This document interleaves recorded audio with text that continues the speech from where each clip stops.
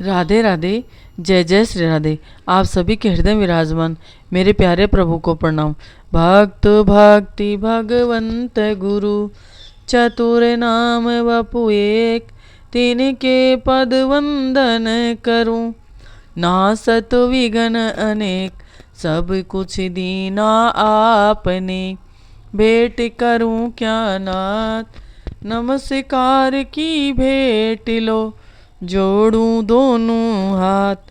किशोरी राधे, किशोरी राधे, मेरो प्यारो नंद लाल, किशोरी राधे, मेरो प्यारो नंद लाल, किशोरी राधे। जय जय श्री राधे। बोलो वृंदावन धाम की जय, यमुने महारानी की जय, ब्रजरज रानी की जय। हमारी भक्तमाल की कथा के क्रम में हम मीरा जी का चरित्र सुन रहे थे और मीरा जी, मानो मीरा जी को देखते ही लगता था कि साक्षात कृष्ण ही है, क्योंकि वही तो होता है।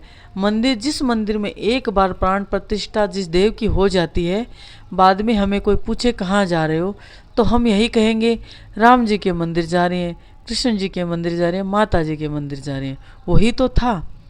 मीरा कृष्ण कृष्ण करते कृष्णमय हो गई थी। लाली मेरे श्याम की, चित देखूं चित लाल, और लाली देखन मैं गई, मैं भी हो गई लाल। मीरा कृष्ण कृष्ण करते कृष्ण मीरा ही हो गई थी, मीरा के कृष्ण हो गए थे। मानो हमारे मेड़ता में तो साक्षात ठाकुर जी पधार चुके थे। और क्यों नहीं आते? क्योंकि उनके दादाजी और जो और पहले के पुरुष थे, इतने भक्तों की सेवा करी थी, तो चार भुजानाथ की कृपा से ही चार भुजानाथ ही सेवा लेने मीरा के रूप में इनके भवन में पधार गए थे, गिरधर गोपाल के रूप में। कल हमने सुना कि मीरा का प्रदेश अलग ही है, मीरा का भाव राज्य अलग ही है, उसमें मीरा रमण करती थी। और कल बताया था कि मीरा पहुंच गई थी यमुना के तट पर, और सघन कहते हैं कि सघन वन में ढूंढ रही थी। फिर जब यमुना के तट पर आती है और वो जैसे कुछ खो गया, कल बताया था, और फिर ठाकुर जी कलसी छीन लेते हैं। एक हाथ में कलसी और दूसरे कदम के वृक्ष पर लटके मनमोहन बैठे बैठे हंस रहे हैं। और मीरा तो मानो पानी से वस्त्र सर्वांग आद्र यानी गीली हो गई थी, और धीरे से कही, कुछ नहीं कह पाई, एकदम इधर होकर के वृक्ष के सन्मुख खड़ी हो गई और कलसी दे, बस इतना ही कहा और एकदम सन्मुख कूद पड़े। वह चौंक कर चीख पड़ी और साथ ही लज्जा से बेतरह ऐसे शर्मा सी गई थी, सारे कान और गाल सब लाल हो गए। और ठाकुर जी ने कहा डर गई। उन्होंने हंस करके पूछा और हाथ पकड़ के कहा कि चल थोड़ी देर बैठते हैं, और सघन वृक्ष के एक शिला पर दोनों बैठ गए। और ठाकुर जी कह रही हैं, क्या लगता है तुझे, कोई बानर था भालू कूद पड़ा है ना? मीरा जी कुछ नहीं बोली। बोलेगी ना, मुझे सताएगी, यह तेरी मटकिया है ने, या को फोड़ दूंगा मैं, सोच ले। और एकदम से कहा देख, और उन्होंने इस भंगिमा बेहतासा हंसी आ गई और वो भी हंसने लगे। अभी क्या पानी भरने का समय, दोपहर में घाट नितांत सुने रहते हैं, उस समय क्या सोच करके तू आई थी? और मीरा के मुख से कुछ नहीं निकला, क्योंकि मीरा का मन नहीं लगता था तो वो चली जाया करती थी। एक नहीं 100 कर कह दिया। अभी भी मीरा ऊपर मुख करके लज्जा ने आ घेरा, देख ही नहीं रही थी। अब ठाकुर जी ने कहा कि ठीक है, अगर नहीं देखेगी तो मैं फिर चला जाऊंगा। तुम्हें कैसे प्रसन्न किया जा सकता है? बहुत कठिनाई से मैंने कहा, तो सखी तुझे मैं अप्रसन्न दिखाई दे रही हूँ? पर मैंने तेरी मटुकियाँ ले ली, तो को तो गंगा स्नान कराई दियो, यही है ना? फिर कहा तेरा घोड़ो फोड़ दूँ, यही तो। और मैंने क्या कहा? इतना क्या शर्मा रही है? तो फिर तू ही बताए, कब की नाय वह नाय करे जा रही है?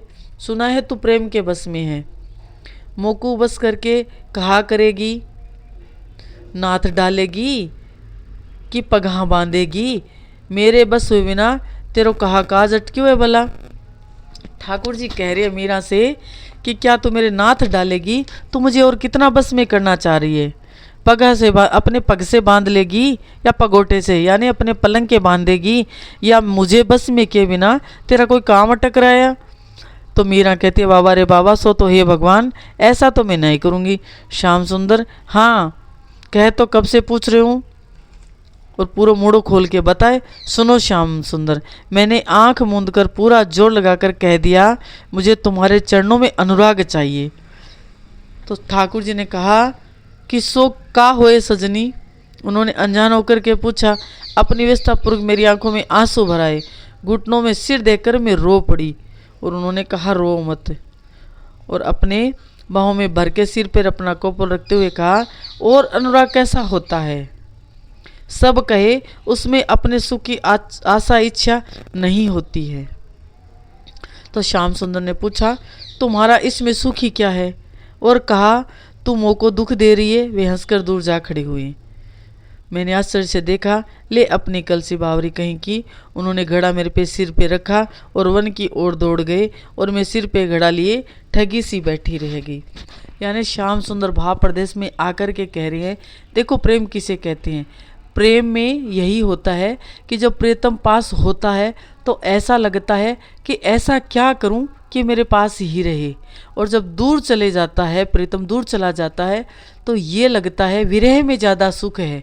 उस समय ऐसा लगता है कि मुझसे कौन सी गलती हो गई जो मुझसे दूर चले गए, अब मैं ऐसा क्या करूं कि जो मेरे पास ही रहे। तो मीरा ने अपना सर्वस्व दे दिया था, फिर भी मीरा के मन में लगता था कि मैं और क्या करूं कि पूरे दिन उन्हीं के भाव में रहूं। तब ठाकुर जी ने आज हंस करके कहा कि देख, तो मुझे बांधेगी क्या? यह सब कह दिया। कहने का मतलब ठाकुर जी आज मीरा को सचेत करके गए, चेता कर के गए थे कि धरती पर आई है तो संसार का व्यवहार भी निभाना पड़ेगा। और वो कुछ हंस रही थी और कुछ आंखों से आंसू गिर रहे थे। इतने में चंपा आ जाती है, और क्योंकि जो चंपा थी वो बाद में ही पता चलेगा कि चंपा कौन थी, परंतु वो मीरा के बहुत करीब थी। और वो आकर के उन्होंने बाईसा बाईसा कह कर के मीरा को थोड़ा होश में लाने की कोशिश करी। और जब बाईसा होश में आई तो उन्होंने देखा कि मीरा बहुत कुछ देख कर के आई है। मीरा ने आज जो सुख पाया है, कुछ तो बताओ मीरा। मीरा कुछ नहीं बोली, कहा कोई बात नहीं है। और मीरा फिर चुपचाप बैठ गई। दीवार का सहारा लेकर के मीरा सब कुछ भूलने की कोशिश कर रही थी, परंतु जो अभी अभी इतना सुनहरा सपना देखा है, अभी अभी प्रीतम से मिलकर आई है, कैसे छुपा लेती। तो जैसे हम कहते हैं ना कि कोई प्रसाद अच्छा होता है तो हम कहते हैं अकेले ही पाएगी क्या, हमें भी तो चखा, कैसा स्वाद है। तो चंपा ने कहा, भाई साहब जो सुख अभी अभी लेकर के आए हो, उस सुख का थोड़ा सा स्वाद हमें भी तो चखाओ, क्योंकि भक्तों का चरित्र, भक्तों की कथा, भक्तों की गाथा उन्हें अच्छी लगती है जो उनके नज़दीक होते हैं। तेरे भक्तों की भक्ति करूँ मैं सदा, और तेरे चाहने वालों को चाहा करूँ। हम कुछ ना कर सके, अगर हम भक्ति ना कर सके कलयुग में तो कोई बात नहीं, परंतु जो भगवान के प्यारे हैं बस हम उनसे प्रेम कर ले, बस उनका मन रख ले। इससे बड़ी भगवान की सेवा और भगवान को खुश करने का कुछ हो ही नहीं सकता। जो भगवान के प्रेमी हैं उनसे प्रेम कर लो, भगवान उनसे पहले हम पर प्रसन्न हो जाएंगे कि मेरे भक्त का सुख का ये निमित्त बन रहा है। इससे बड़ा कोई सौभाग्य नहीं हो सकता। तो चंपा यही तो चाहती थी कि मैं भक्ति कर नहीं सकूंगी, परंतु जो मीरा जी भक्ति कर रही है बस उनको कैसे सुख पहुंचा दूं, उनका कैसे सहयोग कर दूं। मीरा ने कुछ नहीं कहा, और इतने में माँ ने आवाज़ लगाई चंपा को, और चंपा चली जाती है। क्योंकि अभी तो महल में खुशियाँ ही खुशियाँ थी। एक तो उनके पिताजी कुड़ की जीत कर आए थे, और दूसरी खुशी मीरा जी के विवाह की तैयारी चल रही थी। मीरा कोई साधारण तो थी नहीं। अभी अभी तीसरी एक खुशी और आन पड़ी है, जो ताई जी गई थी चित्तौड़ अपने पीहर, जो उनके बच्चा होने वाला था, वहाँ से भी खुशी का ही समाचार आया, उनके बेटा हुआ था। अब इससे बड़ी राजमहल में और क्या खुशी हो सकती है। तो सबने इसको भी मीरा को ही सौभाग्य माना, मीरा का ही सौभाग्य माना। सबने कहा कि देख, जब से मीरा के गिरधरलाल आए हैं, महल में सुख ही सुखी आ रही हैं, और महल में खुशियाँ ही खुशियाँ आ रही हैं। और सब ने आकर कहा, मीरा वैसा देखो, एक बहुत बड़ी खुशखबरी आई है, चित्तौड़ से समाचार आया है। उन्होंने सोचा कि चित्तौड़ का समाचार सुन करके मीरा कुछ हंस देगी, परंतु यहाँ तो अलग ही था। अगर कोई साधारण सी लड़की होती तो अभी शादी नहीं हुई है तो ससुराल से अगर कोई समाचार आए तो कान लगा करके सुनती है कि वहाँ कोई खबर क्या है, वहाँ जिससे मेरी शादी होने वाली है उसके बारे में कोई बात सुने। और यहाँ तो उल्टा ही था, चित्तौड़ का नाम लेते ही मीरा सहम जाती थी। और मीरा फिर दरवाज़ा बंद करके पड़ी पड़ी रो रही थी। और उन्होंने विरह के पद जो सुनाए हैं, कोई रोए बिना रह नहीं सकता, क्योंकि सुनने वाला कौन था, देखने वाला कौन था। मेड़ता के भाग जगे हैं, किंतु हिंदुआ सूरज का युवराज इस द्वार पर तोरण बंधन करने आएगा, क्योंकि मेड़ता का तो भाग जगा है। सब अपने अपने काम में लगे हैं, क्योंकि हिंदुआजा सूर्यवंशी जो राजा हैं चित्तौड़ के, उनका कुंवर यहाँ पर तोरण बांधने आएगा, यानी शादी करने आए। उनके स्वागत में सब बावले हुए जा रहे थे। कौन सुने, कौन देखे, किसको खबर पड़ी थी मीरा के उन आह भरी पुकारों की, आह भरी आंसुओं की कर रहा है, कौन सुनने वाला था। और मीरा अपना एक तारा लेती है और अब बैठ रहा मीरा से, तो फिर कैसे भी करके दीवार का सहारा लेकर के अपना माथा टिका करके बैठती है और भगवान से कहती है, तुम सुनो दयाल मारी अर्जी, तारो तो थारी मर्जी। तुम सुनो दयाल मारी अर्जी, तारो तो थारी मर्जी। भवसागर में बही जाते हूँ, काटो तो थारी मर्जी। अब मीरा कह रही है कि इस संसार में अपना सगा कोई है ही नहीं, या संसार सगो नहीं कोई, साचा सगा गिरिधर जी। अब मीरा कह रही है देखो कोई सगा नहीं है। वैसे हम माता पिता को अपना सगा मानते हैं, वो होते भी हैं, पर यहाँ तो उल्टा था। एक बार माँ ने कह दिया कि परम पिता ही तेरा पति है, और अब कह रही है कि नहीं तुम्हें संसार बसाना है। तो वो कह रही है, मात पिता अरु कुटुंब कबीलो, सब मतलब की गर्जी। मीरा की प्रभु अर्जी सुन लो, चरण लगाओ थारी मर्जी। तुम सुनो दयाल मारी अर्जी, काटो तो थारी मर्जी। ले कटारी कंठ चिरूं, कर लूँ मैं अपघात, आवण आवण हो रहा नहीं आवण की बात। मीरा कह रही है कि मेरा मन करता है कि कटारी लेके कंठ चीर लूँ, अपघात कर लूँ, परंतु कैसे कर लूँ। रोज सपने में कह देते हो कि आ रहा हूँ, परंतु आवण की कोई बात मुझे दिख नहीं रही है। कोई तो नहीं कहता कि आने वाले हैं, किंतु आशा मरने नहीं देती, आशा तो मुझे मरने नहीं देती। और जिया भी नहीं जा रहा है, और घड़ी चैन भी नहीं है। और मीरा कह रही है, घड़ी नहीं आवड़े रे गिरधरी, तुम दर्शन बिना मोय पलक नहीं आवड़े रे गिरधरी, तुम दर्शन बिना मोय।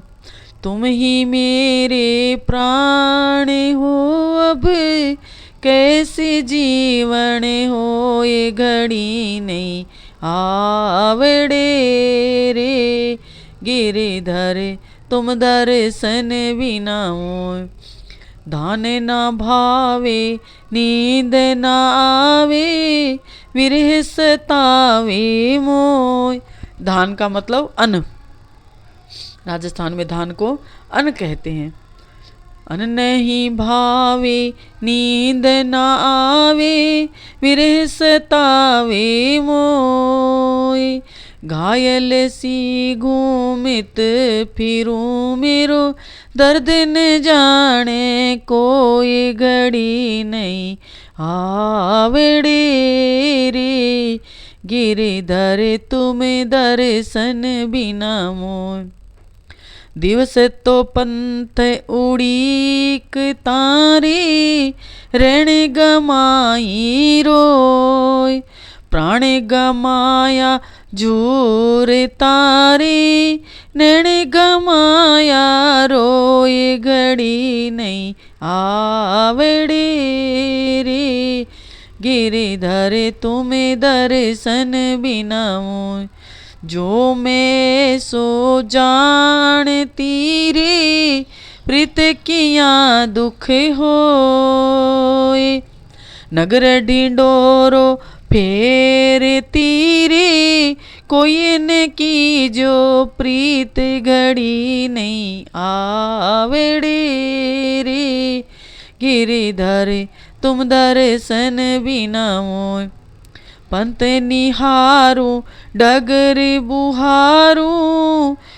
बीजों बाट, मीरा के प्रभु कबर मिलोगे। तुम मिलिया सुख होए, घड़ी नहीं आवड़े रे। गिरिधर तुम दर्शन बिना मोय। वह दिन दिन दुबली होती जा रही थी। देह का वर्ण फीका हो गया था। अब माँ को बड़ी चिंता थी, महल में सबको चिंता थी कि अब करे तो क्या करे। वैसे देखा जाए तो सबको थोड़ा थोड़ा पता ही था कि मीरा बचपन से ही गिरधर गोपाल की हो चुकी है। अब यह ससुराल में जाना नहीं चाहती है, अब विवाह करना नहीं चाहती है। परंतु भगवान ने नारी का भाग्य ही ऐसा बनाया है कि वो घर में नहीं रह सकती। और आदि आबादी जो स्त्री है उसी के लिए मीरा, भगवान ने ऐसा एक किरदार निभाने के लिए मीरा जी को भेजा था कि देखो संसार में रहकर कैसे प्रेम किया जाता है। मीरा की जगह न जाने कितने ऐसे भक्त हैं जिनका मन किया कि अब हमें नहीं रहना है, भगवान को पाना है, सब कुछ त्याग करके चले गए। कोई रोकने टोकने वाला नहीं था। परंतु स्त्री में ही ऐसा क्या है कि वो बेचारी अगर चाहे तब भी भगवान की भक्ति स्वतंत्र रूप से नहीं करती, नहीं कर सकती, और नहीं कि लोग करने देते हैं, परिवार के ही नहीं करने देते। और वैसे परिवार वाले भी इतना कोई बुरा नहीं सोचते हैं, परंतु करे भी तो क्या करें, भगवान ने स्त्री को ऐसा ही बनाया है। अरे वो तो कहते हैं कि जो स्त्री भगवान ने स्त्री को बनाया है वो चून का दीपक है। चून यानी आटे का दीपक है। उसे घर पे भी खतरा है और बाहर भी खतरा है, कहीं भी वो सुरक्षित नहीं है। इसलिए माता पिता रोक टोक करते हैं। और मीरा ने ये मार्ग दिखाया है कि देखो जब मुझे प्रेम भगवान से हो गया है तो मैं ऐसी कोई मर्यादा लांघ करके नहीं जाऊंगी। क्योंकि अगर मीरा की जगह और कोई जिद्दी लड़की होती जिसका प्रेम गहरा नहीं होता, अभी अभी नई नई भक्ति होती, तो शायद ऐसा कुछ कदम उठा भी लेती जिसे बाद में जाकर पछताना पड़ता। परंतु मीरा ने कहा कि जो पिंड आपने बना करके भेजा है इस पर सबसे पहला अधिकार माता पिता का है। माता पिता की खुशी में मेरी खुशी है। अब इस पिंड को कहीं भी ले जा करके धर दो, मैं तो आपकी हो चुकी हूँ। अब दुख भी कोई देगा तो इस पिंड को देगा, और सुख की मुझे पड़ी ही नहीं है, सुख तो मेरा आपसे है। तो इस पिंड को रख कर, इस पिंड के रखने से और न रहने से मुझे कोई फर्क नहीं पड़ने वाला है। परंतु व्यवहार निभाना कठिन था। मीरा इसीलिए दुखी थी कि मुझे ससुराल भेज करके माता पिता, मीरा ने कहा भी है कि सब मतलब के गर्जी, माता पिता भी सोचते हैं कुटुंब सब मतलब के गर्जी, सबकी अपनी अपनी गर्जी पड़ी है। क्योंकि उनका सामर्थ्य नहीं कि चित्तौड़ वालों से झगड़ा कर सके। कौन झगड़ा मोल लेवे और मेरे लिए क्यों लेवे, सब अपना अपना धर्म निभाने में लगे हैं। इसलिए मीरा दुबली होने लगी थी। अब सबको यही चिंता थी कि मीरा दुबली ना हो जावे। तो आकर के एक गोपी ने, ऐसे ही गोपी दासी ने आकर मीरा से कहा कि मीरा तू इतना प्रेम करती है, तूने सब कुछ देखा है और न जाने कितनी बार वो तुझसे मिलकर गया है, तो पता तो वैसे भी सबको है भगवान का कि भगवान कहाँ रहते हैं, तो बुला क्यों नहीं लेती या मना क्यों नहीं लेती। तो मीरा कहती मेरा रूठ गया सांवरा मनाऊं कैसे, हो मेरा रूठ गया सांवरा मनाऊं कैसे, हो मेरा रूठ गया गिरधर मनाऊं कैसे। तो सखी ने कहा, सखी का मतलब मीरा जी बहुत आदर से नाम लेती थी, दासियों का नाम भी आदर से लेती थी। तो कहा सखी कैसे मनाऊं, तू ही कोई रास्ता बता दे। तो आज मीरा से कहा कि अपने प्राण धन को पत्र लिख दे। और आज कौवा बोल रहा था तो कहा देख कौवा जब बोलता है ना तो कोई समाचार आता है, और आज कौवा बोल रहा है तो तू कुछ पाती लिख दे। और कव्य से कहती है, तू ले जाएगा मेरी पाती, ठहर मैं लिखती हूँ। किंतु एक अक्षर भी लिख नहीं पाती है। आँखों से आंसुओं की झड़ी कागज को ही गला देती है और सारी कलम भीग जाती है। अब की तरह तो कोई कलम आती नहीं थी, पहले वो दवात आती थी, उसमें भिगो भिगो के स्याही में ही तो लिखना पड़ता था। अब लिखे भी तो क्या लिखे, हृदय में इतना दर्द, इतना तकलीफ थी, इतने विरह में दुखी थी। और वैसे भी अगर प्रैक्टिकल भी देखा जाए तो हम कोई काम कर रहे होते हैं और हमारी आंखों में मोटे मोटे आंसू होते हैं तो हमें कुछ दिखाई नहीं पड़ता है, सब कुछ सामने होते हुए दिखाई नहीं पड़ता है। बस वही तो था। मीरा कहती है, पतिया मैं कैसे लिखूं, मोते लिखी न जाए, कलम धरत मेरो कर कर कांपत, ये न धरी धराई धीर धराई। मीरा कहती है, पतिया मैं कैसे लिखूं, मुझसे लिखी ही नहीं जाती। जब कलम को हाथ में लेती हूँ तो मेरा कलेजा कांपने लग जाता है और ये की धीर जाती रहती है। क्योंकि मीरा ने प्रेम किया भगवान से, पर एक मर्यादा में रहकर किया। मीरा ने मन में विचार किया कि अगर जो कुछ हृदय में है लिख दूंगी, किसका क्या भरोसा, यहाँ से पत्र लेकर जाएगा कोई, वहाँ तक पहुँचे ना पहुँचे, किसी बड़े के हाथ लग गया तो और संकट खड़ा हो जाएगा और सबको पता चल जाएगा। क्योंकि भक्ति तो छुपाने की होती है, ये भीतर का सुख है, ये भीतर का प्रेम है, ये बाहर दिखाने के लिए नहीं होती, ये बाहर के लिए बनी ही नहीं है। बाहर तो बस व्यवहार निपटा रहे, हम लगे यहाँ के पर हो वहाँ के, वही होती है सच्ची भक्ति। और मीरा कह रही है, मुख सो मोई बात न आवे, नैन रहे झराई। और मुख से क्या क्या कहूँ, कहने का मतलब मीरा कह रही है इतनी बातें हैं, कहाँ से शुरू करूँ, कहाँ बीच का मार्ग बताऊं कि जब शुरू में तुम मिले तब मैं कैसी थी और बीच में कैसी थी, आज मैं कैसी हूँ। क्योंकि हंसी हंसी में गिरधर अपने बने थे, परंतु अब तो गिरधर ही गिरधर है रहे, मीरा रही ही नहीं।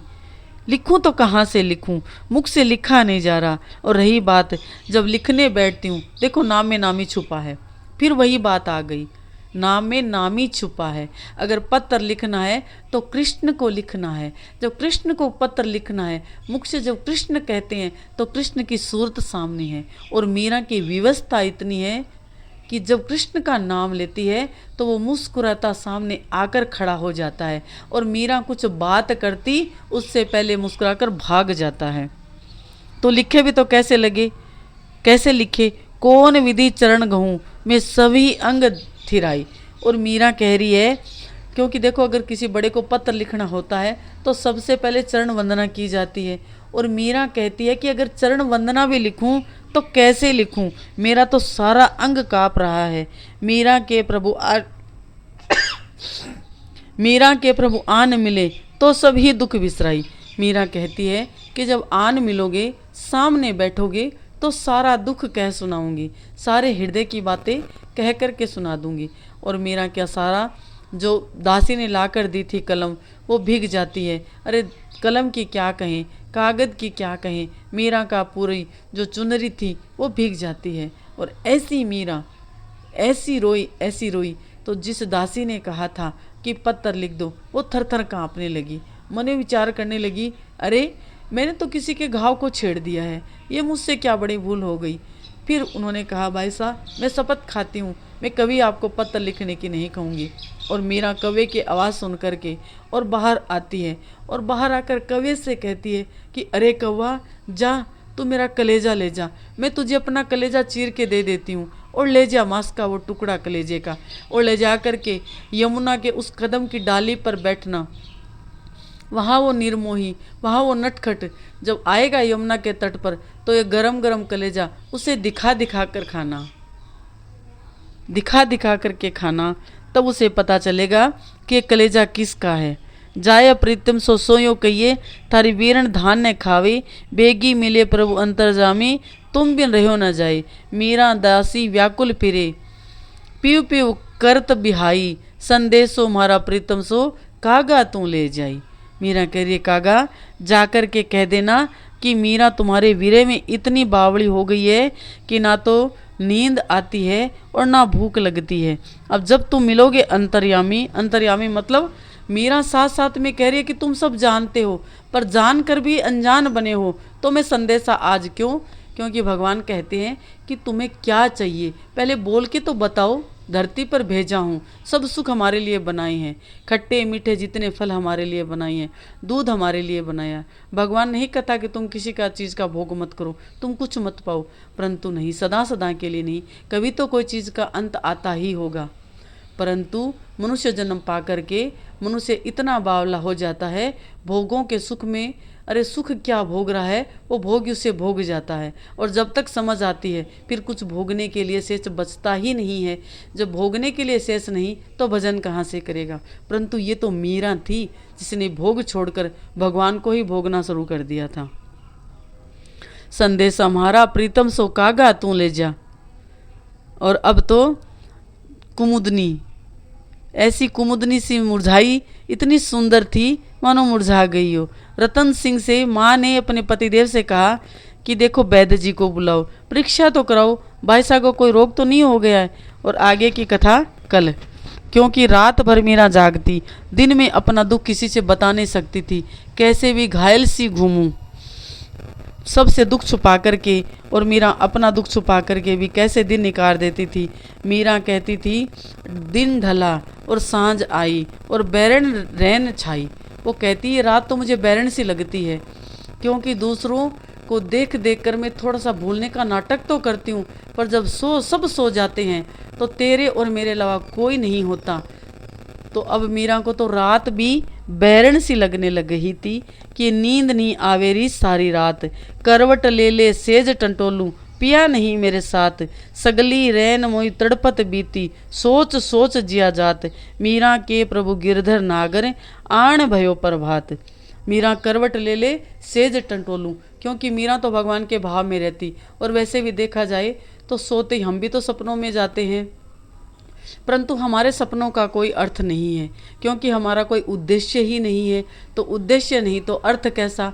हम बड़े होकर के बच्चे जैसा जीवन जीते हैं, हमें कोई है ही नहीं, हमारा उद्देश्य हमारे सामने नहीं है, हमारा लक्ष्य कोई सामने नहीं है, हमारा आराध्य हमारे सामने नहीं है, हमारा साधन, हमारे पास साधन होते हुए भी हमारी कोई साधना नहीं है, हमारी साधना की कोई अच्छी गति नहीं है। तो हम कैसे वो नींद लेंगे जो सपने में हमें जो चाहिए वो दिखे। मीरा का लक्ष्य एक ही था। मीरा अपने शरीर को ही उन्होंने साधन और सामग्री बना रखा था, शरीर को ही सामग्री बना लिया था उसने कि हाथ से सेवा ही करनी है। और अपना आराध्य गिरधर गोपाल सामने था, तो सपना फिर किसका आता। और जब सपने में ठाकुर जी को पास देखती और जैसे ही हाथ इधर उधर टंटोलती, पिया नहीं मेरे साथ, और सारी रात ऐसे ही तड़पती बीत जाती। और अब जो होती प्रभात, और मीरा की हर दिन सवेरा उसी दुख के साथ हो जाता कि कल कोई बात नहीं, आज की रात वो नहीं आए, कल तो जरूर आएंगे। चौंक कर जग जाती और सिर उठाकर देखा, कुछ भी तो नहीं था। अचानक ही चौंक गई, वह सुगंध कहाँ से आ रही थी? केसर की चंदन।